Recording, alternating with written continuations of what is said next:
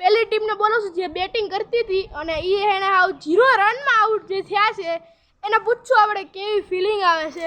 તો કેપ્ટન હતા રાહુલભાઈ. તો રાહુલભાઈ આપણને કેવી ફિલિંગ આવે છે 0 રનમાં આઉટ થવાની? અને આખી ટીમને આઉટ થવાની ભાર્ગવભાઈ ઉપર જે ખોટે ખોટો રન લેવા ગયા અને આઉટ ગમે થઈ ગયા. હાલો ફિલિંગમાં ગોઠવી.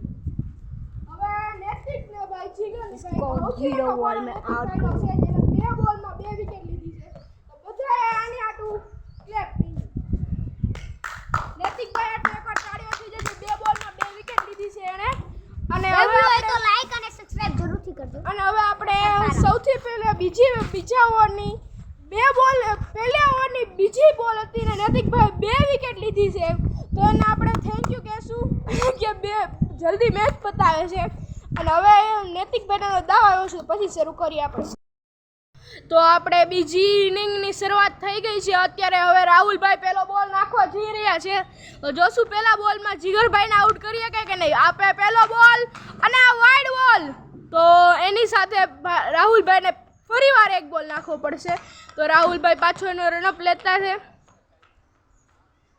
તો પાછો રાહુલભાઈનો પહેલો બોલ. જોઉં છું જીગરભાઈ આમાં શું કરી શકે છે. પહેલો બોલ અને આ જીગરભાઈ 1 રન દોડે છે. બીજો રન દોડવા માંગે છે. રાહુલભાઈ બોલ લેવા જાય છે અને 2 રન કમ્પ્લીટ. આ સાથે નૈતિક ને એની ટીમ જીતી ગઈ છે આ મેચ.